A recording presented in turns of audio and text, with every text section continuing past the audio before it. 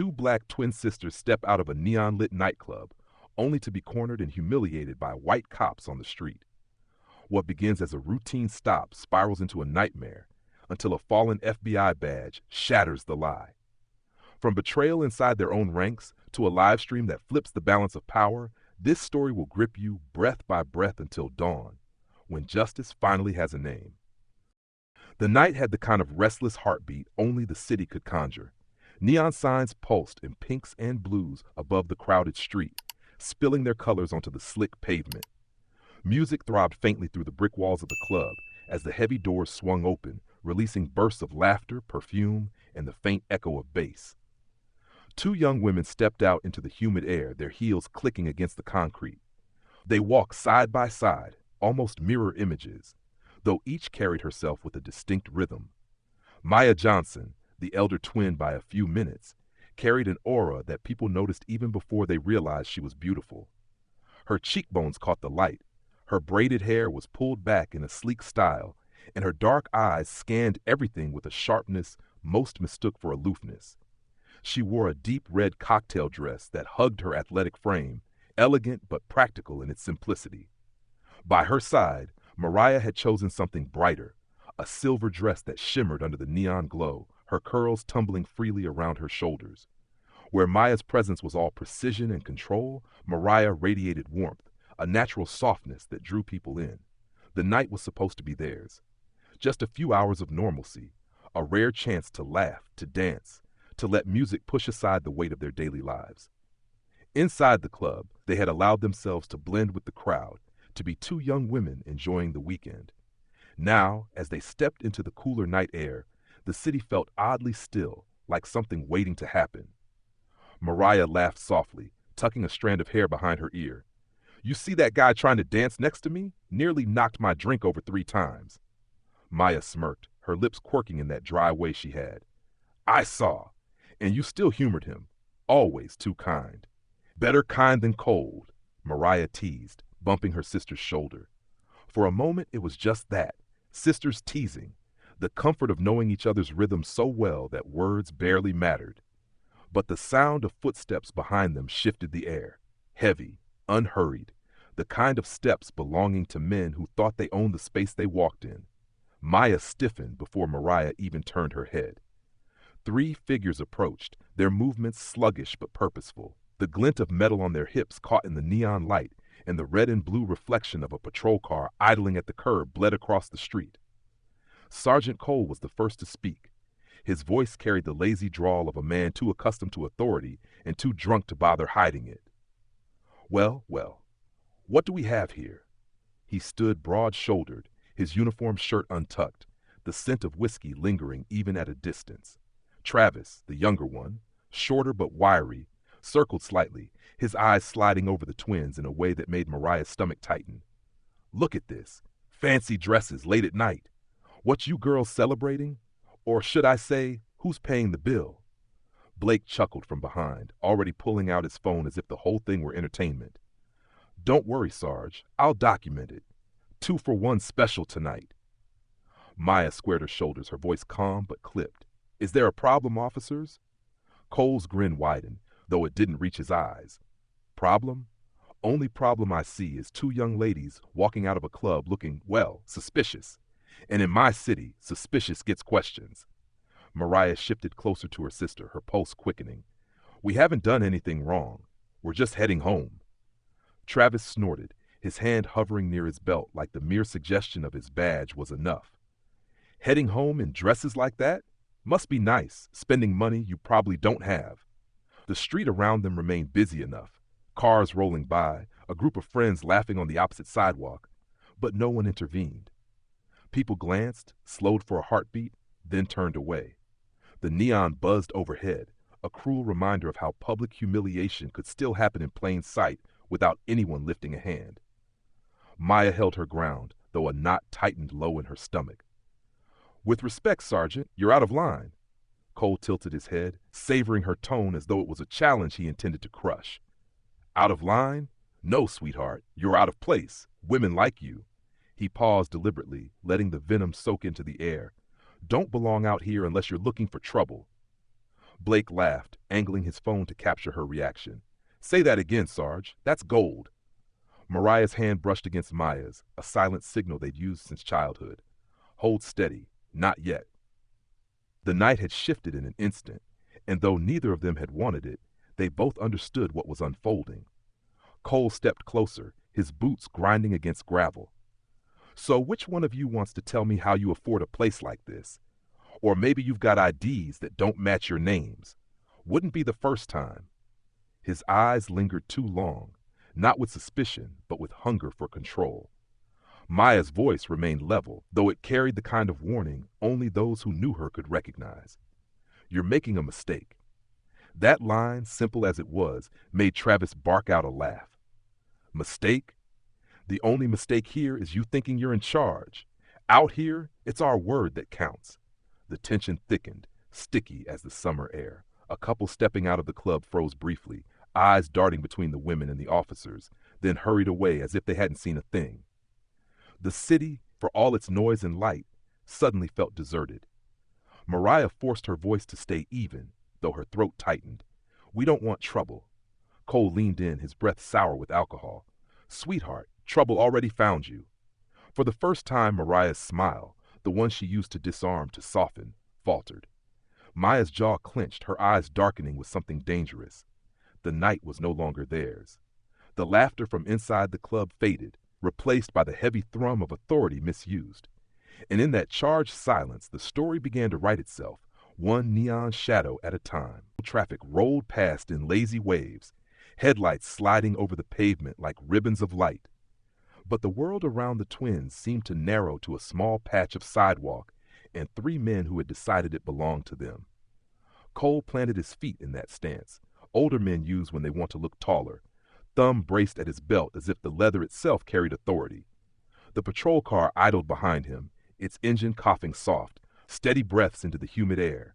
Somewhere down the block, a siren wailed, then faded. The club door thudded shut, and the bass went muffled. The night took a long, quiet breath. IDs, Cole said, like he was offering a kindness. Both of you. Maya didn't move. On what grounds? Travis clicked his tongue, amused. On the grounds that I asked? That enough grammar for you, sweetheart? Mariah felt the heat rise in her chest. She kept her voice even.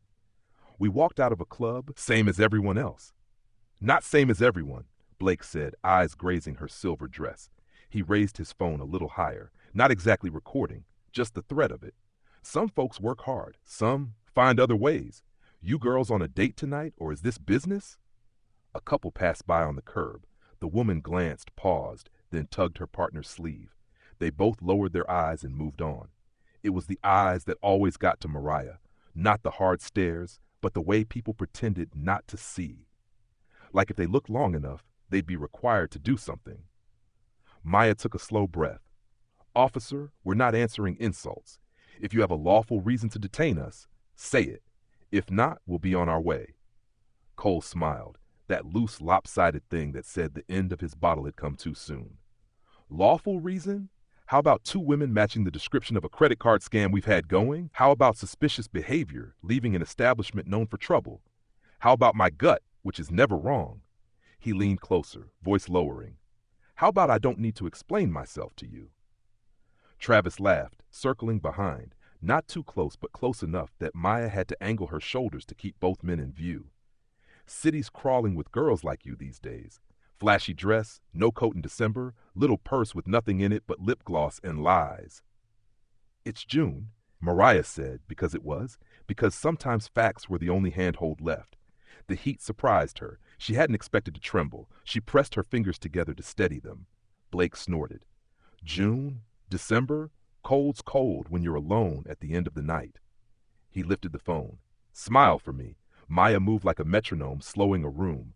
One small step toward Mariah, a half turn that put her body between her sister and the camera. Put the phone away. Oh? Cole's eyebrows rose a notch. She giving orders now? Requesting basic decency, Maya said. The words were clipped but low. She knew how a voice carried when it pitched high. Her eyes went to Cole's badge, tilted, scratched like it had been used as a bottle opener, and back to his face. We have IDs. We'll show them. You keep your hands to yourselves. It would have been nothing, 10 seconds of plastic and a glance and the relief of walking away. But men like Cole ran on escalation. It fed some private lack. He didn't take the IDs. He reached instead, 2 fingers under Maya's chin, quick, proprietary, like he'd done it before to other women in other alleys. The touch wasn't hard, but it was the audacity of it, the message that he could that made Mariah's vision whiten at the edges. Maya stepped back sharply. "Don't touch me." Travis chuckled, all false innocence. "Whoa, whoa, is that how you talk to officers? No wonder you're dressed to pick a fight." The words landed like grit in a wound. Mariah remembered their mother talking in the kitchen once, late at night, when they still lived on the block with the good lilacs.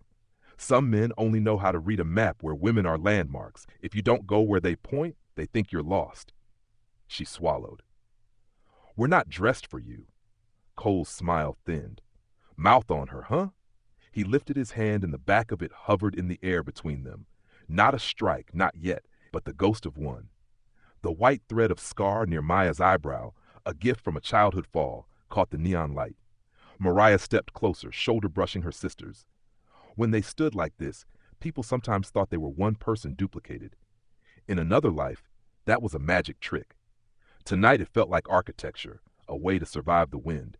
A kid across the street, maybe 20, raised his phone, hesitant. Travis saw him first. He was fast for a man who'd been drinking. He crossed the lane in 3 strides and slapped the phone from the kid's hand. It hit the curb and skittered, face down, the sound like a bone on tile. "No filming," he said, loud enough for everyone to hear. "Interfering with police business is a crime." The kid opened his mouth, shut it, looked at the officers' holsters, looked at the phone bleeding light onto the sidewalk, and then at his own hands. He bent, picked up the ruined thing, and backed away with the thin, bewildered obedience of someone who'd never imagined the world turning on him like this. He didn't look back. "See?" Blake said, grinning. "Crowd control. We're good at it." "I'm done talking," Cole said, as if he'd ever started. "Hands on the car. Now." Mariah heard the engine in her own ears, the way panic revs and revs without moving you forward. She could see the exact path out of this if everything were fair. Show the badges, call a supervisor who still believed in oaths, go home and wash the night off her skin. But fairness is a currency some men refuse to take. "Sir," she tried, gentler, "we've had a long day. We're going to walk to the corner and call a ride. You can follow if it makes you comfortable. But we won't." Cole took a step, and that was the moment the space vanished. Him too close, his breath sour, the sidewalk suddenly too narrow. "You won't what?" "Be humiliated for sport," Maya said. She hadn't meant to say it out loud. The sentence surprised her, startled her with its plainness. But the word sport rang through the air like a bell. Blake's phone came up again. Travis's hand slid along his belt. Cole's jaw twitched. "Hands on the car." Maya glanced at Mariah. The look was half a second, no more, but it held years in it. Stucco walls and chalk on concrete, summers chased by sprinklers, the first time a teacher had asked them if they were sure they were in the right classroom. It held everything they'd learned about bending without breaking. Mariah lifted her chin once, the smallest nod. "Okay." They turned in unison. The patrol car's hood was warm from the engine. Maya placed her palms on the metal. Mariah did the same, the paint slick under her skin. The red-blue wash of the light bar painted their arms in restless color. The street kept being a street. Tires hissed, a horn called from somewhere too far to matter, laughter popped and fizzed from the club's door. Life won noisily around the quiet cruelty of the moment. Travis Pat searched Maya with a method that had nothing to do with procedure. She felt each pause linger a fraction too long, each press that said, "This is mine to do." "What's in the purse?" he asked. "Lip gloss and keys," she said, and because she couldn't help it, because a shard of humor was sometimes the only weapon left, she added, "neither of which are your shade." Blake snorted. "She's funny. I like her." Cole's hand skimmed the top of Mariah's arm as he moved behind her. She flinched before she decided not to. A decision like a cliff you force yourself to step off. He leaned in, his voice close to her ear. "Where you girls from?" "Not this part of town, that's for sure." "Born 6 blocks from here," Mariah said. "Grandma's house had a cherry tree out front." "Then you should know the rules," he said softly. "What rules?" "Mine." Maya's jaw tightened. She could feel the spin of options in her head like a lock searching for its number. The night smelled like diesel and hot metal and the faint sweetness of spilled liquor drying in cracks. She counted her breath, 4 in, 4 hold, 4 out, until the world found a shape she could hold. A rideshare car slowed at the curb, hazard lights blinking. The driver, a man with kind eyes and a ball cap pulled low, looked across the roof at the scene, then down at something on his dash, a camera maybe, and then back up. He stayed where he was, engine purring, as if rooting himself to the spot might change the outcome by an inch. "See," Blake murmured, "everybody loves a show." "Not a show," Maya said before she could stop herself. "A record." Cole laughed, short and harsh. "Record this." He pressed a palm flat between her shoulder blades, not hard enough to bruise, just hard enough to claim. "You think you're special? Fancy dress, fancy words. At the end of the night, I decide who walks and who doesn't." Mariah heard her own voice answer, calm as a table being set. "No, sir. You decide who you're going to be in this story. That's all." For a heartbeat, something like surprise flickered in his eyes. Then his mouth twisted. "Hands wider," he snapped. "Feet back." The command jolted through them, and they obeyed, because bodies sometimes must, because survival is made of small concessions you write down later and try not to hate yourself for. The hood ticked as the engine cooled, a quiet metronome in the charged silence. From the corner of her eye, Maya saw the rideshare driver lift his hand, tap a button on his dash. The small red light of a camera winked to life. She didn't turn her head. She didn't smile. But a piece of her, small, stubborn, set itself aside like a saved match. People could pretend not to see. Machines did not. Travis finished his search with a pat that was almost a slap. "All right," he said, satisfied with his own performance. "Now we're getting somewhere." Maya swallowed. "Where exactly is that?" Cole's answer was a slow, pleased smile, the kind that meant he thought he'd already won. "Where I say?" The patrol car's radio crackled with a burst of static and a voice asking for a status update on a fender bender 2 blocks over. Cole ignored it. He looked at the twins, at their stillness, at the measured way they held their breath, and mistook restraint for surrender. Somewhere inside the muffled club, a cheer went up at the end of a song, and the door swung wide, spilling a new crowd into the night. The bass thumped, the street swelled, and still no one stepped between the women and the men who were using them to practice being gods. Mariah blinked hard and refocused on the metal beneath her fingers, on the tiny flakes in the paint that glittered red, blue. She thought of the cherry tree on their old block, of how their grandmother used to say fruit comes from patience and care, not force. She thought of how some seasons the birds got to it first, and still she pruned and watered and waited. Some things you keep tending even when the world tries to ruin the harvest. IDs, Cole repeated finally, as if the word had been generous all along. Maya glanced at the purse on the hood, at the quiet weight inside. Not yet, she told herself. Not for him. Not like this. She lifted her head and met his eyes. "We'll comply," she said gently, "if you stop treating us like property." Cole's smile thinned to nothing. "Property?" He leaned close enough that she could see the blood vessels laddering his eyes. "No, honey. I said it already. Rules. Mine." The clock of the night ticked forward, and the street felt colder though the air was still heavy and warm. The twins stood, palms to metal, backs straight, the line of their shoulders unbroken, and in that posture, obedience on the outside, refusal beating quietly within, something solid settled between them, an old promise recollected. Bend if you must, but don't break where it counts. The city breathed. The engine hummed. The camera's red eye stared, and the long, humiliating minutes stretched, holding, waiting to snap. The street had gone quieter, though traffic still rolled past, and the music leaking from the club door pulsed faintly like a heartbeat muffled under blankets. Maya felt the heat of the patrol car's hood beneath her palms, the red and blue lights washing her skin with restless color. Her jaw was tight, every muscle in her back locked.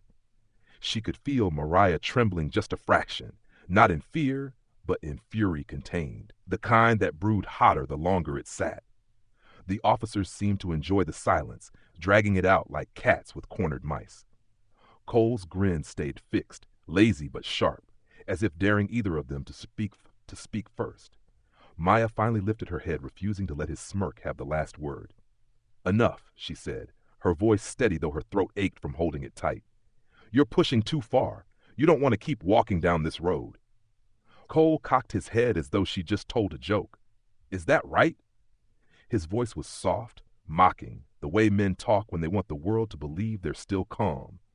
"And why don't you enlighten me, princess? What road am I on?" "You're making a mistake you can't take back," Maya answered. Her tone carried a quiet authority, the kind people usually recognized even if they didn't know why. She prayed he would recognize it now, but Travis let out a bark of laughter. "Hear that, Sarge? She's lecturing us like a teacher, telling us how to do our jobs. Ain't that precious?"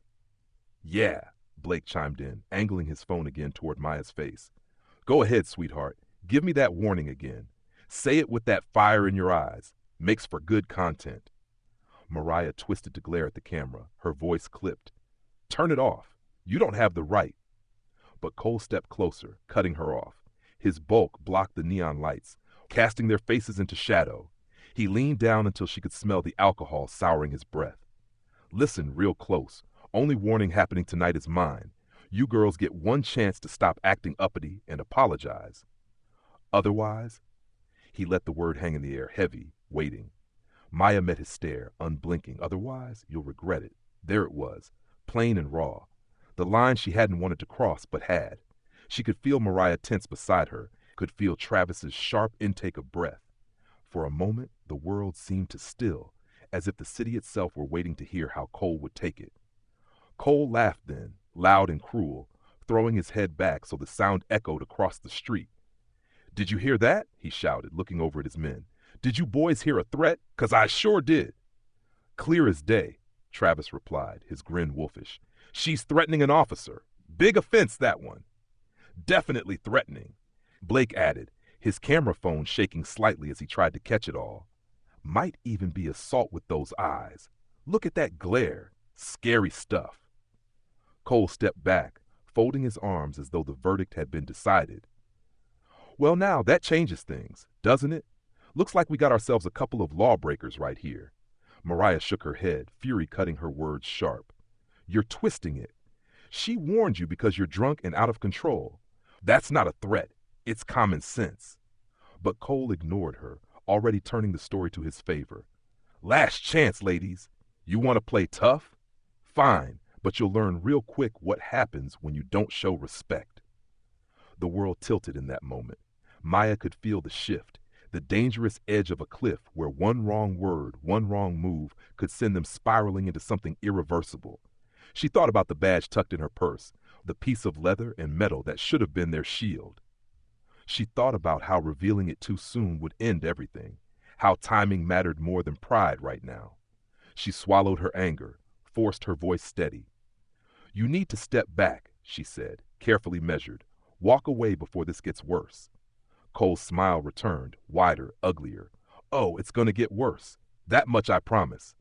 Behind him, Travis shifted his weight, itching for more, while Blake's camera caught the neon flicker, the tension sharp enough to cut through the night.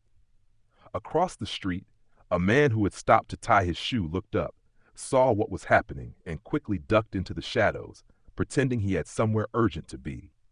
The few witnesses left melted away one by one, until it was just the twins and the officers, isolated on a stage of concrete and humming lights. Mariah's throat burned with words she couldn't swallow. She leaned toward her sister, whispering through clenched teeth, "They're trying to trap us. Don't give them more." Maya nodded slightly, her jaw still locked. The warning had been given. The line had been drawn. But she could feel it. Cole wasn't walking away. He'd already decided what story he wanted to write tonight. Cole reached out suddenly, dragging a chair from near the club's patio with a screeching scrape across the sidewalk. He spun it backward and straddled it in front of them like a king taking his throne, his grin wide, daring them to move. "So," he drawled, "which one of you's gonna apologize first?" No one spoke. Only the pulse of the city filled the silence, heavy and indifferent. Maya felt her heart hammering against her ribs, not from fear, but from the bitter knowledge that her warning had only fueled the fire. She had told him the truth. He was making a mistake. But men like Cole never heard truth, not until it was too late. And as his smirk widened, as Travis's hand slid closer to Mariah's shoulders, As Blake's camera lens glittered like a hungry eye, Maya knew with cold certainty that the mistake was about to get worse. Much worse.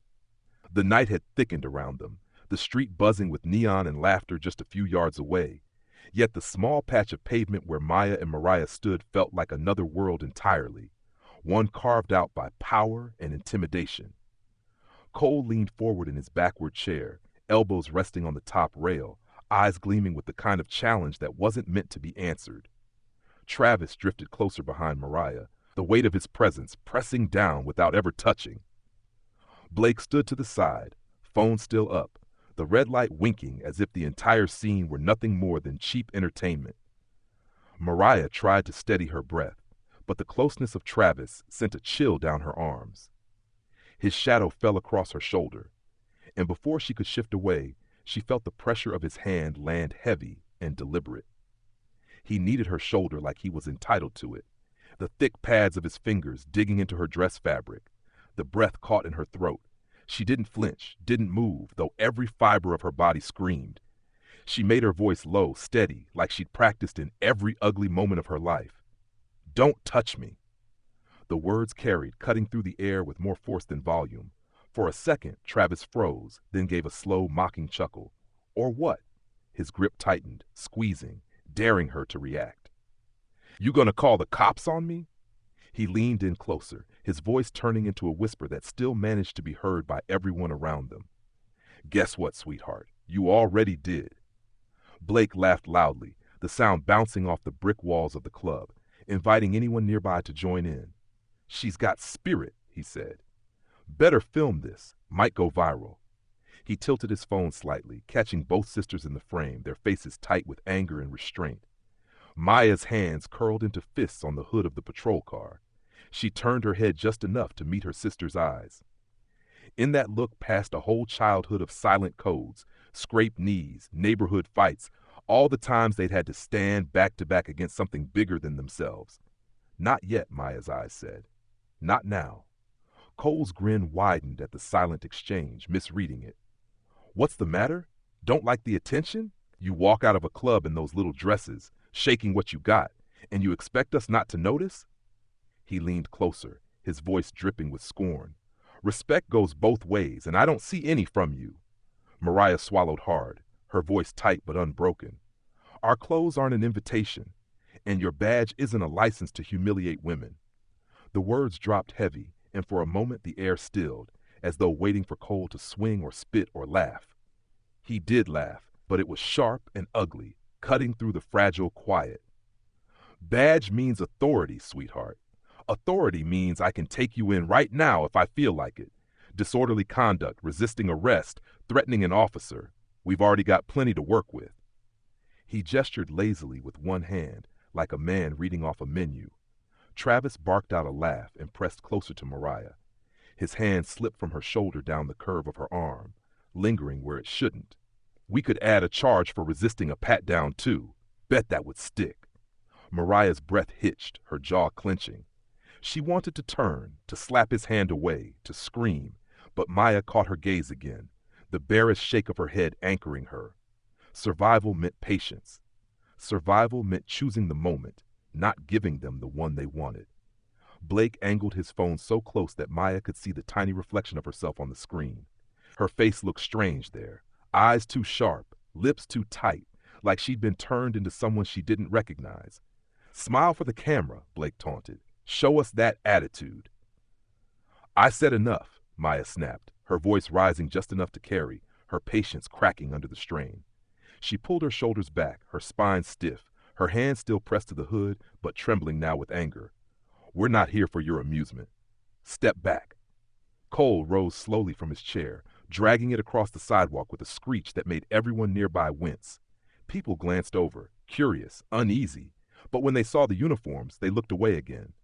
The sound was like chalk against a board, meant to remind them of the power he held. He stood tall in front of Maya, towering, the stench of whiskey rolling off him. "That's so?" he said, voice dropping low, almost intimate. "You gonna make me?" Maya's eyes burned into his, refusing to look away. "You're humiliating yourself, not us." That landed harder than she expected.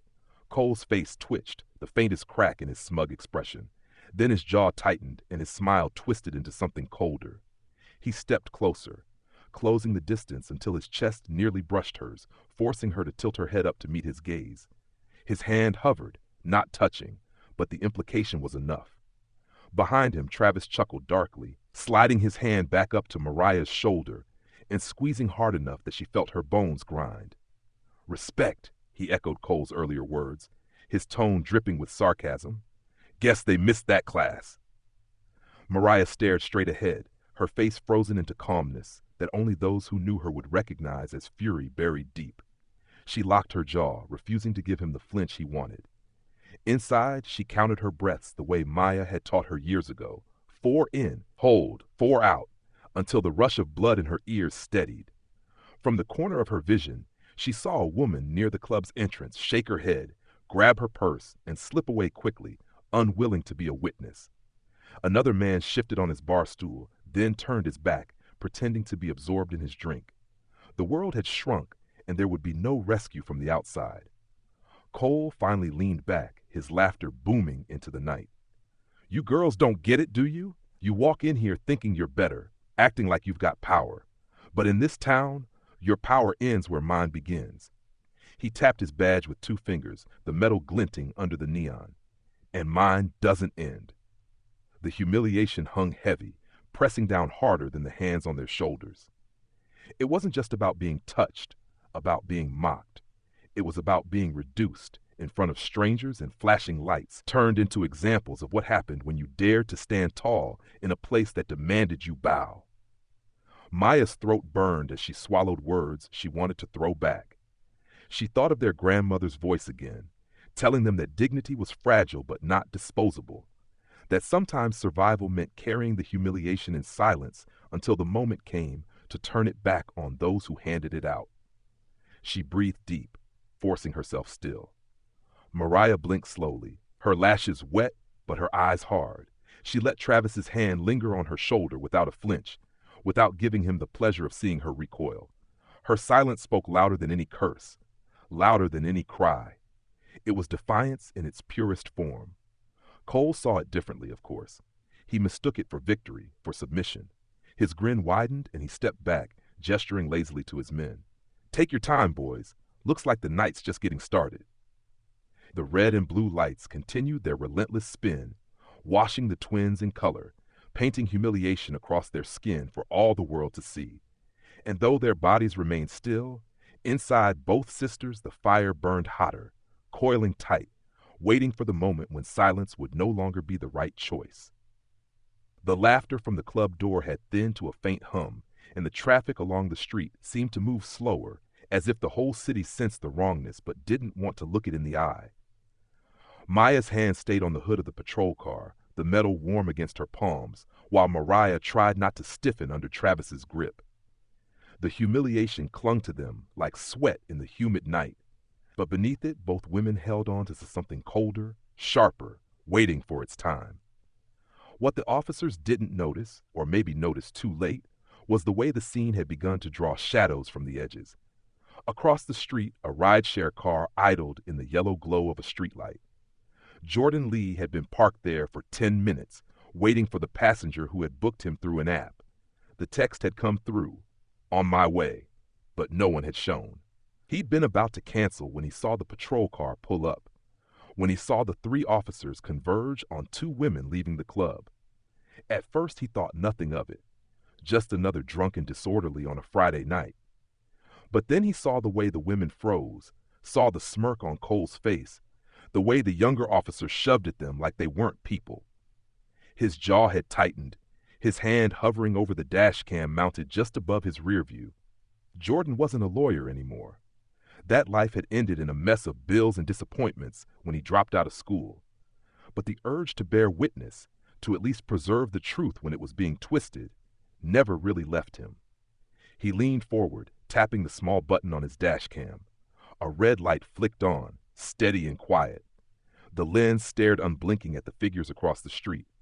He adjusted the angle, making sure the frame caught everything. The badges, the uniforms, the women pressed to the hood of the car. His stomach twisted as the sound of laughter carried faintly through his cracked window. Inside the circle of neon light, Mariah's breath came in shallow bursts. She tried to think of something safe, something ordinary, but Travis's hand was still on her shoulder, his thumb dragging against the strap of her dress like a deliberate insult. She whispered, barely loud enough for Maya to hear, "This is wrong." "They're not going to stop." Maya shifted her eyes, just a fraction, toward her sister. "I know," she whispered back, her voice a thread of calm pulled taut. "But don't give them more. Someone's watching." She hadn't seen Jordan, hadn't seen the camera, but she believed in the possibility that somewhere, someone couldn't ignore this. It was the only way she kept her breath steady. Cole dragged on the silence like a man savoring a cigar. "See, this is what I mean," he said, raising his voice as though he were addressing the whole block. "No respect, not a shred. And when you don't give respect, you get taught." He gestured toward Travis.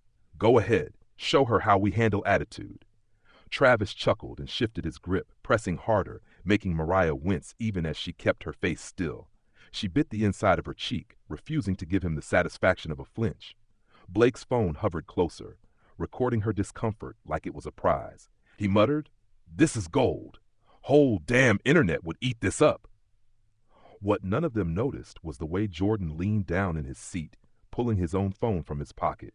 He opened the live stream app with practiced fingers. For months, he thought about this moment, about how powerless people like him always felt when they watched things unravel and had no way to prove what really happened. Tonight, he decided he would not just watch. His finger hovered, then tapped Go Live. A small number appeared on the screen. One viewer, then 3, then 5. Strangers tuning in with curiosity, not yet knowing what they were seeing. Jordan angled the phone against his steering wheel so it caught the same view as his dash cam. He typed quickly, "Cops outside club harassing women." Then he let the camera roll. Back on the sidewalk, Mariah closed her eyes for half a second, drawing strength from the warmth of her sister beside her. She had always been the softer one, the one who laughed louder, cried easier. But tonight her voice carried steel. "Let go," she said to Travis, each word distinct, unshaken. "You're crossing a line." Travis smirked. "Line? You don't draw lines for me." He leaned in, close enough for his breath to brush her ear. "You don't get to draw anything." Cole laughed at that, clapping his hands together once, as though Travis's cruelty were a well-timed joke. "That's the spirit. Put them in their place." Maya spoke then, sharp and low, but it carried. "Your place is going to vanish under you." Cole's grin faltered, just a hair. He hated the way she spoke, hated the certainty that bled through even when she was pressed against a car under his command. He leaned down, his nose inches from hers. "You think you scare me? Out here, my word's the law." Jordan adjusted the phone slightly, zooming in. His heart hammered in his chest. He'd seen clips like this online before, shaky and blurred, but never had he been the one behind the lens. The number of viewers ticked up again, 20 now, comments flashing. "What's happening? Are they cops?" "Keep filming." Jordan didn't type back. He just kept the camera steady, praying silently that it would matter. From behind Cole, Blake laughed again. "Sarge, I swear, you're wasting your time arguing. Just cuff them already." The word hit like a slap of cold water. Mariah stiffened, her chest tight. She felt the world shrink even further, felt the street tilt under her feet. If they were cuffed now, if they were shoved into the back of that car, the night would spiral into something they couldn't control.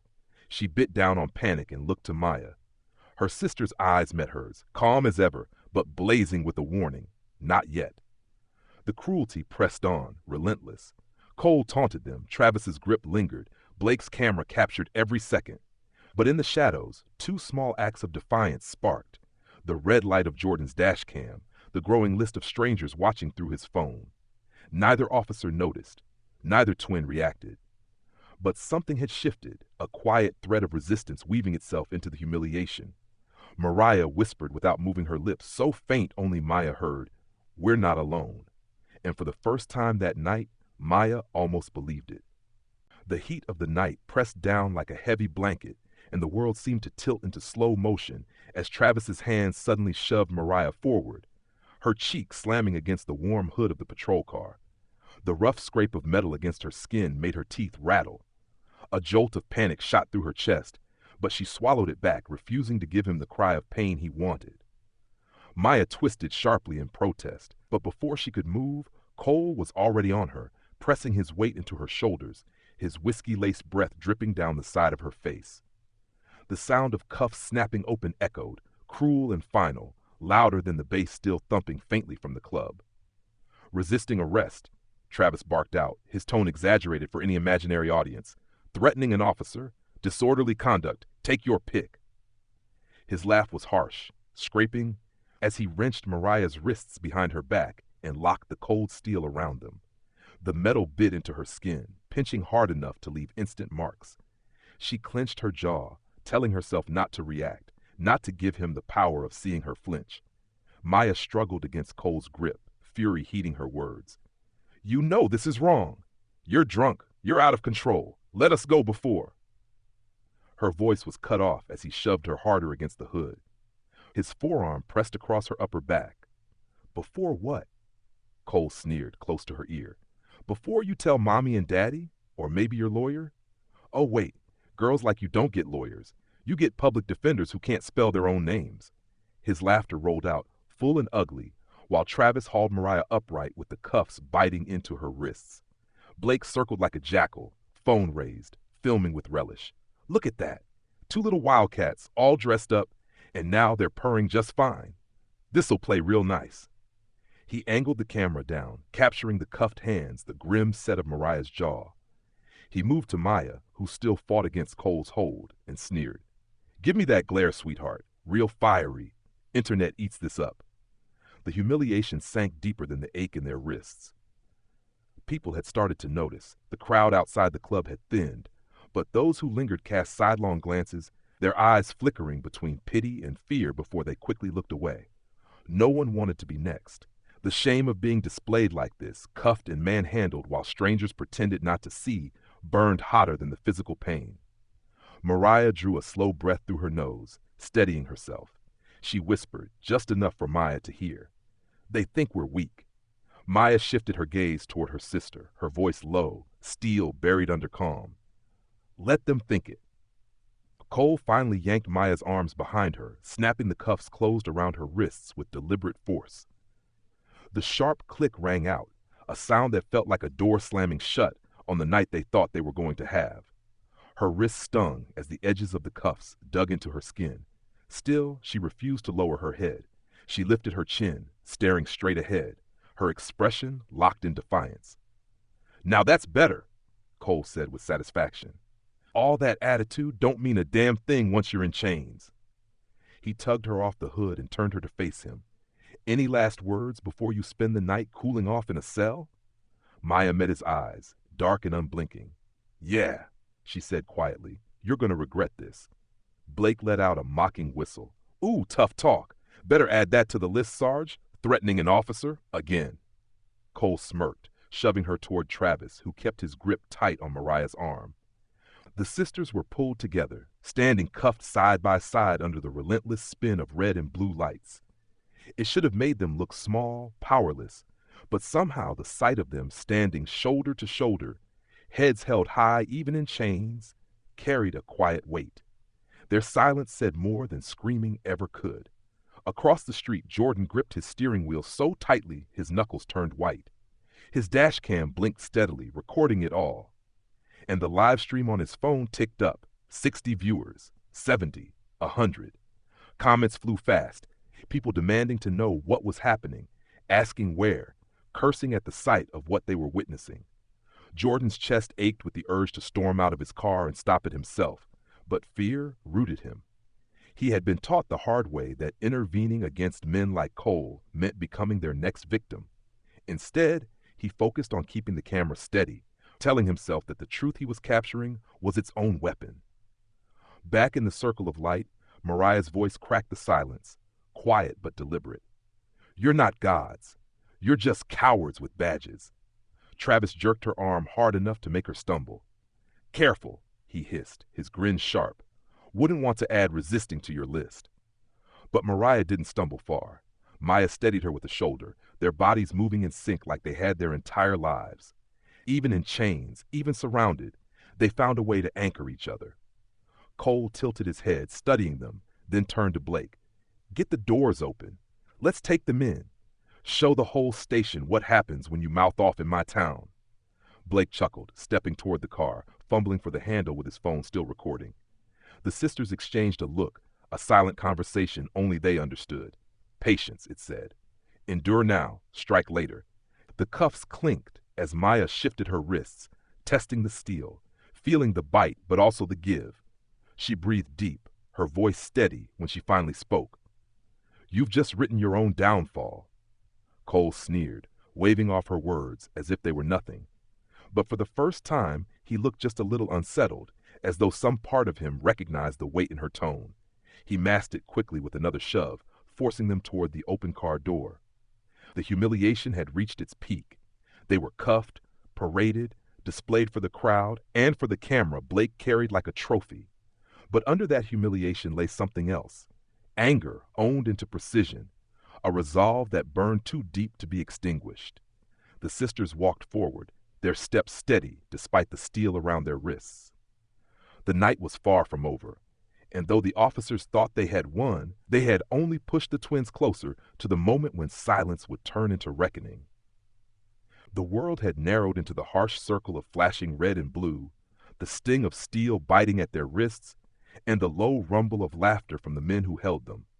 Maya and Mariah were shoved forward toward the open back door of the cruiser, their heels scraping across the cracked pavement.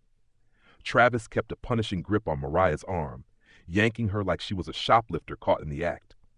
Cole strutted ahead of Maya, his chest puffed out with the swagger of someone who believed he was untouchable.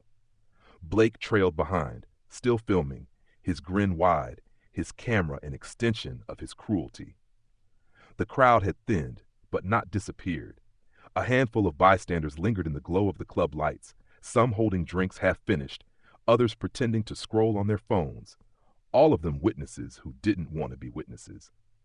Jordan stayed parked across the street, his eyes flicking between the twins and the number climbing on his live stream. 200 viewers now. Strangers were typing furiously. This looks bad. Where is this? Someone call the news. Don't stop recording. Mariah's lungs burned from holding back everything she wanted to scream. She had felt men's stares her whole life, felt hands brushed too close on buses and bars at college parties, but this was different. This wasn't just invasion. This was erasure, deliberate and gleeful. She stumbled once, Travis shoving her hard enough that the metal cut deeper into her wrists. She gasped, then steadied herself. Maya was right beside her, her steps slow, deliberate, the calm in her face at odds with the storm in her chest. Cole paused before the car, turning so the sisters faced him. His grin stretched wide, teeth yellowed under the neon. Now, he said, loud enough for anyone within earshot, here's how this goes. You're going to sit quiet in the back like good girls. You're going to think real hard about who runs this town. And if you behave, maybe I'll let you out before sunrise. If not, well, he let the words trail off, savoring their weight. Maya tilted her chin, meeting his stare. Her wrists ached. Her dress was torn at the hem from when he'd shoved her against the car, but her eyes carried no surrender. You're making a mistake you can't take back, Blake hooted. There it is again. Girl loves her threats. He angled his phone closer. Say it one more time for the camera. Cole chuckled, but there was an edge in it now. Threats don't mean a damn thing when you're in cuffs. He nodded to Travis. Get her in. Mariah felt the hard tug pulling her toward the open door. She stumbled again, her heel catching on a crack in the asphalt. In that stumble, something shifted. She twisted just enough that her purse, dangling precariously from her shoulder, slipped loose. It hit the pavement with a soft thud, the flap flipping open. Out tumbled lipstick, keys, a folded receipt, and a small leather case. It landed face up under the spinning light, the golden emblem gleaming like a flare in the night. For a moment, the world froze. The letters were unmistakable. FBI. The seal caught the red-blue wash, making it shine brighter than the neon, brighter than the headlights. Mariah's breath hitched, relief and dread colliding all at once. Maya stared at it, her heart pounding, knowing there was no pulling it back now. The laughter stopped. Even Travis, his hand clamped around Mariah's arm, hesitated. Blake lowered his phone a fraction, confusion cutting through his smirk. Cole's eyes locked on the badge, and for just an instant, something flickered. Recognition, disbelief, a crack in his drunken confidence. "What the hell is this?" he muttered, stepping forward. He bent slightly, studying the badge as though his eyes might deceive him. "Federal?" His voice dipped low, then rose louder, angrier, like volume might rewrite reality. "This supposed to mean something?" Maya's voice cut in, sharp and steady. "It means you just assaulted federal agents." The bystanders who had been lingering suddenly paid attention. A couple who'd been pretending to argue froze mid-sentence. A man who had been half turned away raised his head, eyes darting to the badge on the ground. Jordan's phone captured it all, the comments exploding. "Oh my God, they're FBI? This just got real. Holy hell, these cops are done." Cole's face darkened. He kicked at the badge with his boot, sending it skittering across the pavement. The golden seal slid on the asphalt before coming to rest in the glare of a streetlight. His laugh was forced, too loud, edged with something that wasn't confidence anymore, but desperation. "Cute trick," he sneered. "Flashy little card, shiny little seal, but let me make this real clear. Out here, your badge doesn't mean squat. Out here, my rules are the only ones that matter." Travis regained his smirk, yanking Mariah upright again, though his grip wasn't as steady as before. "Yeah, Sarge. Ain't no bureau gonna save him out here." His voice tried to carry bravado, but there was a hitch in it, a slip. Maya stepped forward despite the cuffs, her eyes locked on Cole. "The moment you laid your hands on us, your career's ended. The only choice you have now is how much worse you want to make it."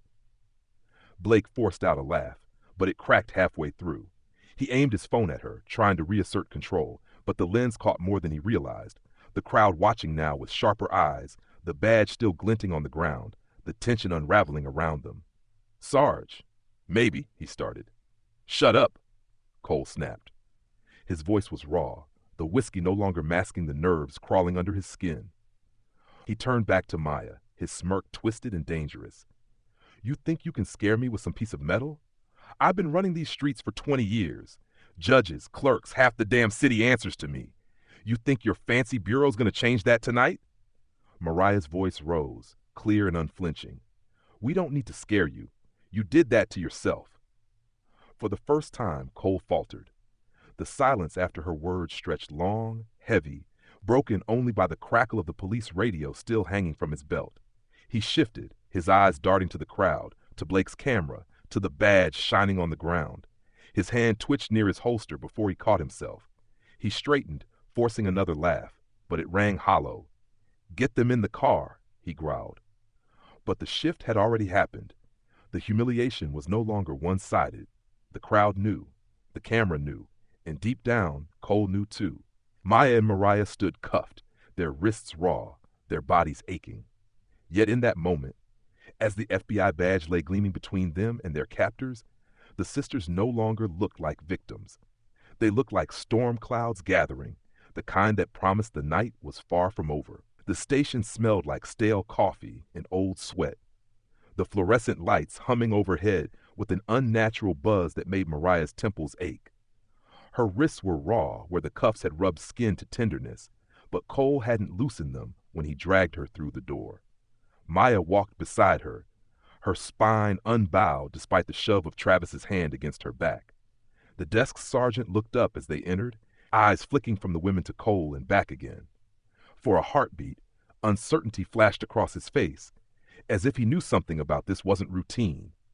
Then he dropped his gaze and went back to scribbling into a logbook. Silence had already settled here, long before the twins walked in cuffed and bruised.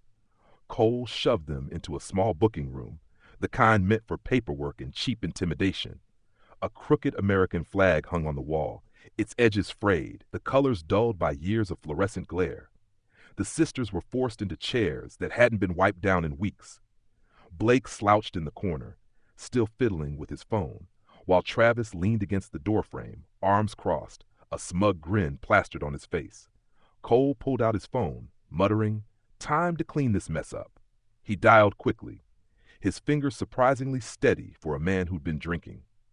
The name he said into the receiver made Maya's blood run cold. Deputy Director Harris. "Yeah, it's Cole." Mariah's head snapped toward her sister. Harris, their superior at the bureau. the one who had personally signed off on their last assignment, who'd once looked them both in the eye and said, "You're some of the best I've got." Relief flickered inside her chest, fragile but bright. She whispered, almost too soft for Maya to hear, "He'll set this straight." Cole paced the room as he spoke, his tone shifting from defensive to casual, as though this was just another routine report. "Got a couple of your agents down here causing trouble. Outside a club, drunk, making threats. Thought you should hear it from me before it makes the rounds." He paused, listening.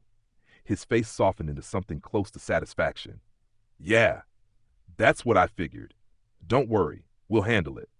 Maya's chest tightened. She leaned forward, came straining against the cuffs. "Put him on speaker," she demanded. Her voice carried an authority sharpened by training and years in the field. Cole grinned at her, amused. "Sure, Agent Johnson. Why not?" He pressed a button, and Harris's voice filled the room, tinny through the speaker, but unmistakably his. "Maya. Mariah." Harris's tone was cool, practiced, the way a man spoke when he wanted distance. "What the hell are you two doing in Cole's custody?" "Sir, we were assaulted," Maya said, her voice crisp, controlled. "We revealed our credentials. They ignored them. This is an unlawful detention." "Unlawful?" Harris repeated, the word dripping with disdain. "You were seen threatening officers, resisting arrest, making a spectacle in public. That's not unlawful detention. That's you embarrassing the Bureau." Mariah's throat closed, shock pressing against her ribs like a vice. "That's not true. You know that's not true." "I know what Cole told me," Harris said evenly. "And I know you two have been walking a thin line for a long time. Complaints, insubordination, drawing attention where we don't need it. Maybe this is the wake-up call you deserve." Cole's grin widened as Harris spoke, his smugness fed by the voice of federal authority backing him up. Travis chuckled from the doorway, shaking his head as if the matter were already decided. Blake typed something quickly into his phone, his smirk never fading. Maya forced herself to stay calm, though her pulse hammered. "Sir, with respect, you're wrong. There's footage, witnesses. This isn't just misconduct, it's corruption. If you give us 24 hours, we can prove." "Stop!" The sharpness in Harris's voice cut her off. "You don't get 24 hours. You don't get 24 minutes. I've already spoken to Cole. He's assured me this will be handled quietly. For your own good, I suggest you stop talking before you make this worse." Mariah surged forward in her chair, her voice breaking. "Handled quietly? They laid hands on us, humiliated us, and you're telling us to let it go?" "Harris, you can't." "I can," he interrupted, "and I am. You're in deep enough as it is. You want careers after tonight? You want to walk out of this without charges that will stain you forever? Then you sit down, shut up, and let Cole do his job." The line went dead. The silence afterward was deafening. Mariah felt the bottom drop out of her chest like she was falling through air that refused to catch her. Betrayal seared sharper than the cuffs around her wrists. Harris wasn't just dismissing them. He was feeding them to the wolves. Cole slid the phone back into his pocket with deliberate ease, his smirk carved deeper into his face. "Well, there you have it. Daddy says you're grounded. Looks like you're ours for the night." Maya closed her eyes, steadying the rage that threatened to tear her voice into shreds. When she opened them again, her gaze was ice. "You think his betrayal saves you?" she asked softly. "It doesn't. It only proves how rotten this system already is." For the first time all night, Cole's smile faltered, just slightly, before he recovered with a scoff. "Rotten or not, it's still mine." Travis pushed off the doorframe, grabbing Mariah's arm again, tugging her roughly toward the hallway. "Come on, sweetheart. Let's show you to your room." Mariah stumbled but kept her head high, her voice low enough for only Maya to hear. "They'll pay for this. All of them." Maya met her sister's eyes, her own voice steady despite the ache in her chest. "We'll make sure of it." The betrayal hung between them, heavy and choking. The man they had trusted, the badge they had carried with pride, had turned its back on them. But in the pit of that despair, something else ignited, a resolve sharper than steel. Harris's words had stripped away the illusion of safety. There was no one coming to rescue them. There was only themselves, and the truth they carried like fire in their bones. As the door slammed shut behind them, the sisters walked forward into the darkness of the station, cuffed, cornered, and utterly alone. But inside, where the officers couldn't reach, a storm was gathering, fierce and unstoppable. The betrayal had cut deep, but it had also lit the fuse. And sooner or later, the men who thought they held power would learn just how dangerous a fuse could be once it started to burn. The holding room was cold in a way that seeped into the skin, not from air conditioning, but from concrete walls that had known too many nights like this. Maya and Mariah were shoved onto metal chairs bolted to the floor, their wrists still cuffed behind them. The overhead light buzzed faintly, flickering every so often like it might give out. The silence was heavy, the kind that didn't come from peace, but from being watched.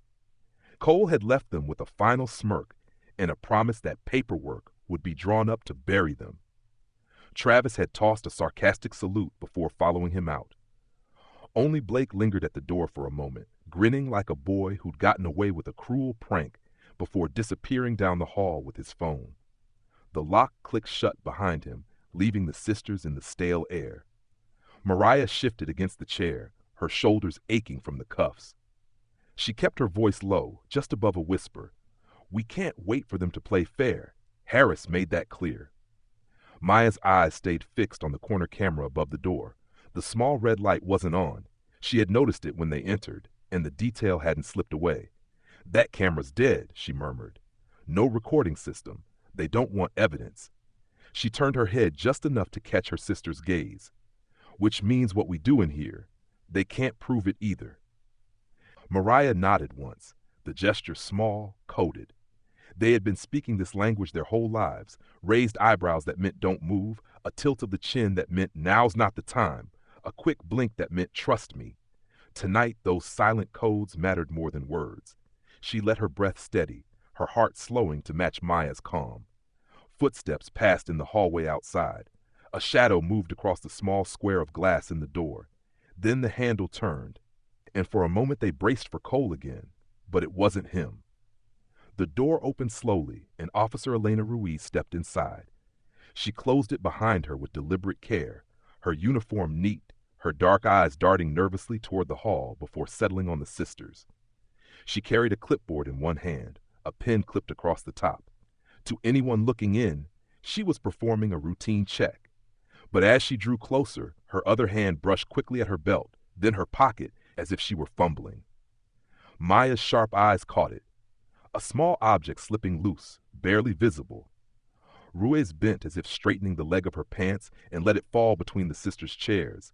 A slim black pen, but heavier than it should have been. A discreet camera lens glinted at the edge. Neither twin flinched, neither reached for it. They both kept their bodies rigid, their expressions impassive. Ruiz straightened, her voice at full volume now, reading off the clipboard. "Agents Johnson," she said, her tone flat for any listener. "You are being held pending charges of disorderly conduct and resisting arrest. You will remain here until further notice." She paused, then dropped her voice low, barely audible. "I don't agree with this. You're not the first. Use the pen. Carefully." Mariah's pulse jumped. She wanted to speak, to thank her, to beg her for help. But Maya's look stopped her cold. Their code was clear. Don't reveal hope in front of enemies, even if you think you found one. Ruiz turned briskly, knocking once on the door for the guard outside. Before she left, her eyes flicked to the sisters one last time, and in them was something raw, fear, but also resolve. Then she was gone, and the lock slid back into place. The silence stretched again. The hum of the light filled it, along with the faint sound of voices drifting from down the hall. Maya bent her wrist just enough to hook the tip of her finger around the pen on the floor. She tugged it close, sliding it under the chair leg until it was hidden from view. Mariah's voice was almost soundless. "Do you think we can trust her?" Maya shook her head slightly. "Trust no one, but use everything."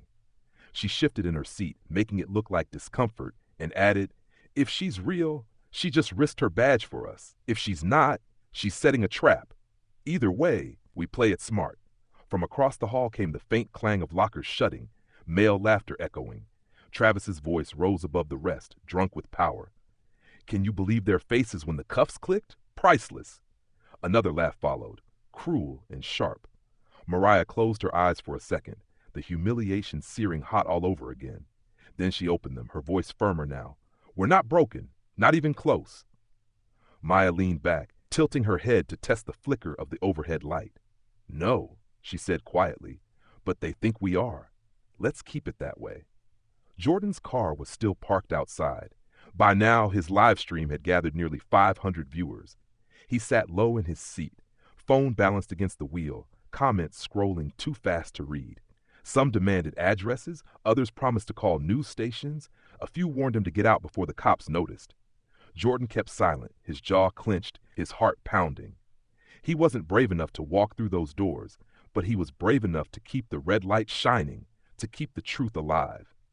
Back in the holding room, Maya slid the pen into her lap, its weight almost nothing but carrying everything. She thought of Harris's voice, cold and final, telling them to shut up, to let Cole handle it. The betrayal still burned, but it had hardened something inside her. She met Mariah's eyes again, the smallest tilt of her head. Their code spoke the words they didn't need to say. Wait, watch, strike when they don't expect it. Mariah gave the faintest nod, her lips tightening with resolve. Together, in silence, they sat beneath the hum of the dead camera and the broken trust of their bureau, bound in cuffs but bound closer still by the language only they could speak. The night hadn't defeated them.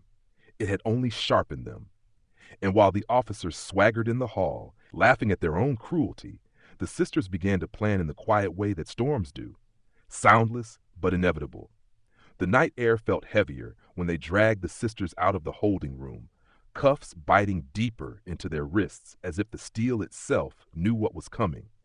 The corridor smelled of bleach and sweat, the harsh lights buzzing overhead until they turned a corner and pushed through the exit door. Suddenly the fluorescent hum was gone, replaced by the thick silence of a nearly deserted parking lot. The lot stretched wide and cracked, paint lines faded, the kind of place where engines idle too long and secrets went unnoticed. Cole walked ahead with a swagger that was part whiskey, part habit.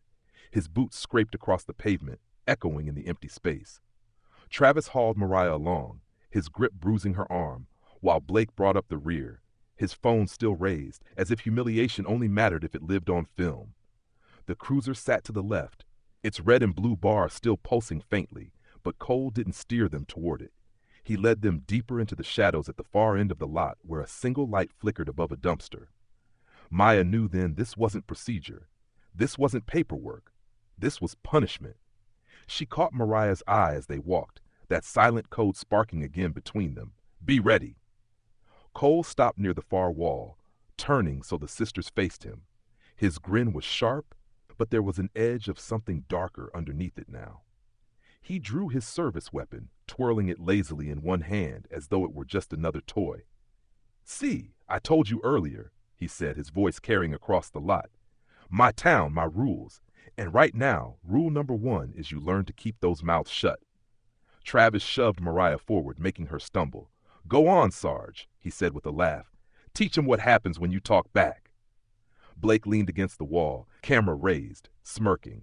This is gold. Nobody's going to believe it tomorrow unless we get it all. Maya straightened, cuffs tight, shoulders squared. Her heart hammered, but her voice came out even. You pull that trigger, Cole, and you've just destroyed your life. Think long and hard before you add murder to your list. Cole stepped closer, pressing the gun barrel against her temple. His breath reeked of alcohol, his words slurred but deliberate. Murder? No, sweetheart. This'll be self-defense. Resisting arrest gone wrong. Happens all the time. Paperwork practically writes itself. Mariah felt fury surge so hot it drowned her fear. She lunged forward despite the cuffs, her voice cracking with rage. You coward! You need a gun to make yourself a man? Cole shoved her back with his free hand, snarling. Stay in your place. Maya's laugh broke the tension like glass. It wasn't hysterical. It was sharp, cutting. What's wrong, Cole? You trembling? Can't even hold your own hand steady? The taunt landed. His fingers twitched on the trigger, his jaw tightening. Travis shifted nervously, muttering, Sarge, just shut her up already. That was the moment Ruiz appeared. Her voice cut through the night, sharp as the crack of a whip. Enough! The word echoed across the lot, and the men spun to see her standing near the lot entrance, her service weapon drawn, her hand steady. Drop it, Cole, now! For a second, no one breathed. Cole's grin returned, mocking, but there was sweat beading at his hairline now. What are you doing, Ruiz? You think you're going to be the hero? Put that gun down before you make a mistake you can't walk back. Her voice didn't shake. The only mistake being made here is yours. I've seen enough. It's over." Blake laughed nervously, his phone wobbling. "She's bluffing, Sarge. Just take her down." But Ruiz didn't lower her weapon. Instead, she tilted her head slightly, her eyes flicking toward the corner of the lot. "No," she said. "She's not bluffing." That was when Jordan's live stream caught the moment in full view, the glowing screen inside his parked car showing everything. Cole with his gun at Maya's head, Travis gripping Mariah like a prize, Blake filming with sick delight, and Ruiz standing with her weapon drawn. The viewer count ticked past 1,000, comments exploding. "Call the news now. I'm recording this too." "Don't let them touch those women." Cole finally noticed the faint red light of Jordan's dash cam blinking across the lot. His face twisted with fury. "Son of a..." Maya seized the distraction. She twisted her wrists hard, pain searing as she wrenched one hand partially free of the cuff. It tore her skin raw, but freedom surged through her veins. In the same instant, Mariah lunged into Travis, slamming her shoulder into his chest. The shock made him stumble, loosening his grip just enough for her to swing her bound hands into his jaw. He cursed, reeling back. Cole swung the gun toward her, but Ruiz's voice boomed again. "Drop it, or I swear I'll put you down." For the first time all night, Cole hesitated. The swagger drained just enough that his aim faltered. Maya lunged, driving her shoulder into his chest, forcing the gun hand skyward. The shot exploded into the night, shattering the flickering light above the dumpster. Sparks rained down, casting the lot into shadows. Mariah twisted free from Travis and charged at Blake, slamming into him with all the force of her fury. His phone clattered to the ground, skidding across the pavement. She stomped it with her heel, grinding the screen into shards. "No more," she hissed. Cole staggered, still grappling with Maya, but she used every ounce of training she'd buried beneath her calm exterior. A sharp twist of her wrist, a shift of her weight, and the gun clattered free. Ruiz was on it in an instant, kicking it across the pavement and out of reach. Travis lunged again, but Mariah swung her cuffed wrist like a hammer, catching him across the cheek. He yelped, stumbling back into the wall. Blood trickled down his face as he stared at her, wide-eyed, the smirk gone for the first time. Silence fell, thick and heavy, broken only by the sound of everyone's ragged breathing.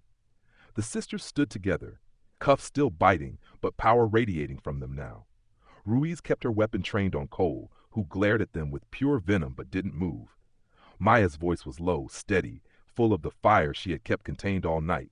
"This is over, and the whole world just saw it." Jordan's live stream blinked on across 1,000 screens, viewers climbing higher by the second, comments filling with outrage and support. The humiliation had flipped. The predators now stood exposed, their power cracked wide open under the weight of truth. For the first time since the night began, Mariah felt air fill her lungs without pain. She looked at Maya, and for a brief second, the sisters smiled, not in victory yet, but in recognition. They had survived the humiliation. They had survived the betrayal. And now at last, they had turned the night into something else entirely. A reckoning. The air in the parking lot still smelled of gunpowder and burnt wires from the shattered light above the dumpster. Cole stood seething, his jaw clenched so hard a vein pulsed in his temple, but Ruiz's weapon held him frozen. Travis wiped blood from his cheek with the back of his hand, glaring at Mariah as though he couldn't comprehend how the tide had turned. Blake crouched on the pavement, fumbling at the shards of his destroyed phone, as if piecing the device back together could somehow undo what had already been captured. The sisters, still cuffed, stood shoulder to shoulder under the stuttering glow of the last working lamp. They looked battered, their wrists raw, their dresses torn and smeared with dirt, but their eyes were unbroken, steady as steel. Across the street, Jordan's phone trembled in his hands. He hadn't moved from the driver's seat, but the live stream kept rolling. The viewer count ticked past 3,000, comments scrolling faster than his eyes could follow. Some begged for addresses, others promised to call local news, and more still demanded federal intervention. One message caught his eye. "I'm screen recording this. Even if they shut it down, it won't disappear." Jordan swallowed hard. For the first time since he pressed go live, he realized the truth. He wasn't alone. An army of unseen witnesses now filled the night. Cole finally found his voice, loud enough to cut across the lot. Shut that off! His eyes locked on Jordan's car, recognizing the faint red glow of the camera on the dash. Turn that damn thing off before I drag you out of there. Jordan's chest tightened, but he didn't move. His fingers gripped the steering wheel until they ached, his body telling him to flee, but something deeper rooted him to the spot. He wasn't a lawyer anymore, hadn't been brave enough to finish, but tonight he was something else. Evidence. He tilted the phone slightly, making sure the camera caught Cole's rage in full. Maya spoke then, her voice carrying clear and steady. The whole world's watching you, Cole. You can't silence this. Not anymore. Mariah stepped closer to her sister, lifting her cuffed hands so the red light reflected off the steel. Every second you keep us like this is another nail in your coffin. For a moment, Cole faltered, his eyes darting between Ruiz's weapon, the sister's defiance, and the camera capturing it all. His bravado cracked just enough to show fear underneath. Then he barked at Travis, his voice cracking. Get them in the car! Now! Travis moved forward, but Ruiz's command snapped through the night. Touch them, and I swear you'll be the one in cuffs next. Her stance was solid, her fingers steady on the trigger. For the first time, the power dynamic had shifted completely. Then, from the far end of the lot, the distant wail of sirens cut through the night air. Not the low hum of local cruisers, but sharper, layered multiple vehicles racing in. Blue and white lights swept across the cracked pavement as a line of SUVs pulled in, tires squealing against the asphalt. The letters stenciled on their sides were unmistakable. FBI. Cole's face drained of color. No, not here, not now. Doors flew open. Agents in tactical gear spilled out, weapons drawn but precise, voices carrying the authority of men and women who didn't need to shout to be obeyed. One stepped forward, tall, commanding, his badge gleaming in the floodlights. Federal agents. Drop your weapons and stand down. For a heartbeat, no one moved. Then Ruiz slowly lowered her gun, relief flooding her face. She holstered it with a trembling breath. Travis let his hands fall away from his belt. Blake stood frozen, still clutching the useless remains of his phone. Cole, though, clenched his fists, his whole body shaking with denial.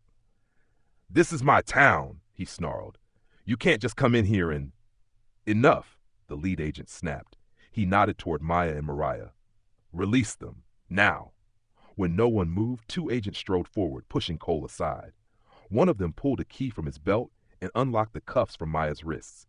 The steel fell away with a clink that rang louder than the gunshot had minutes earlier. Mariah's cuffs followed, leaving deep red grooves in her skin. She rubbed her wrists once, then lifted her chin, standing taller despite the ache. The lead agent turned, his voice pitched so the cameras, the crowd, and every witness could hear.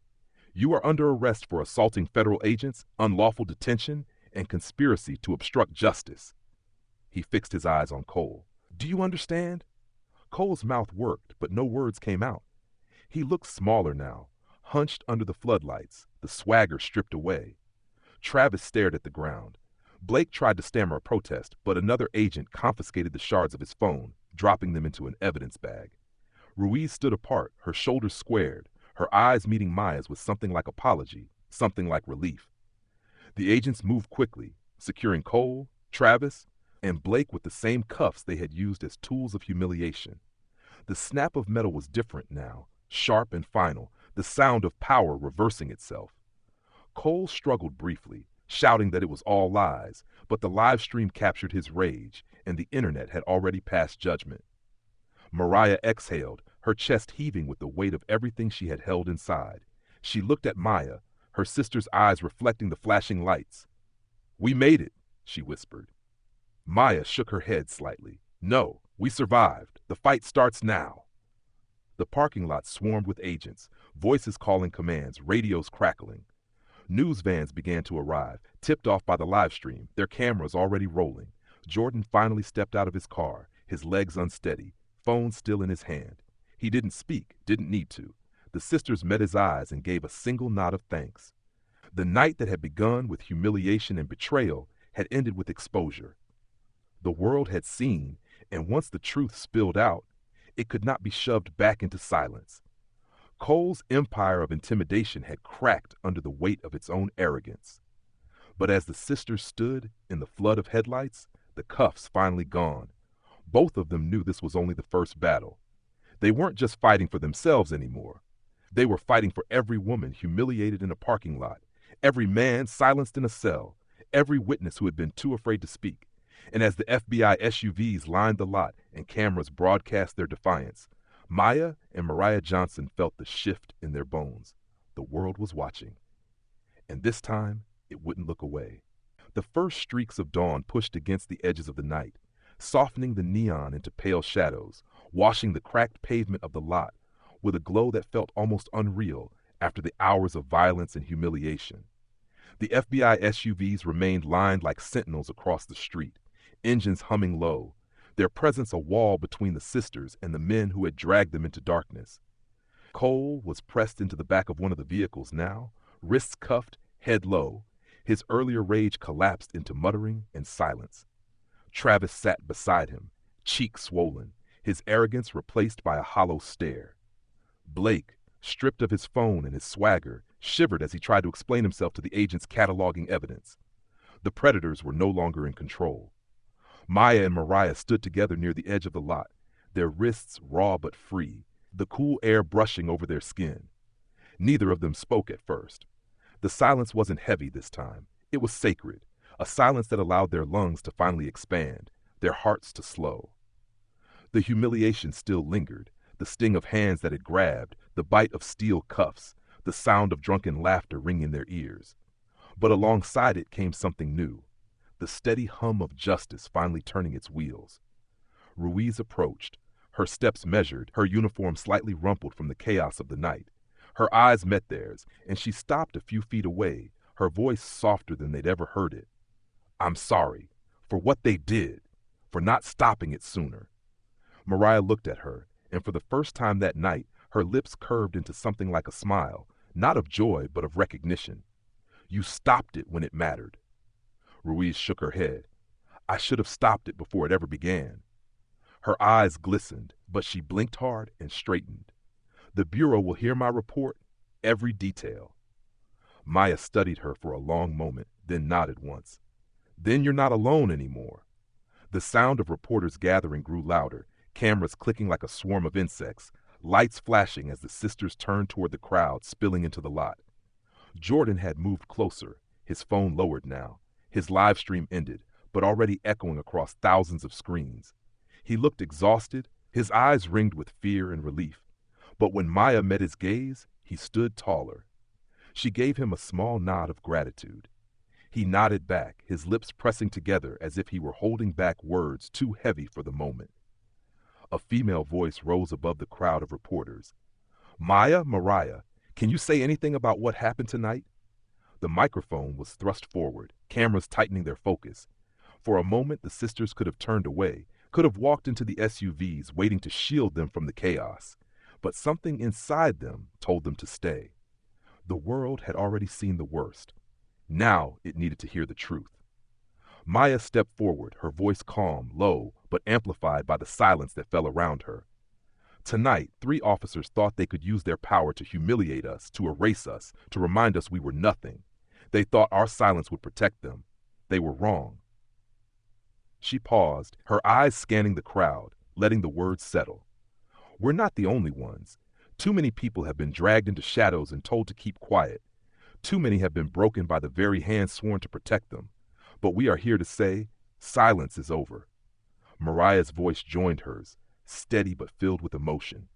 "They cuffed us. They mocked us. They tried to strip us of our dignity.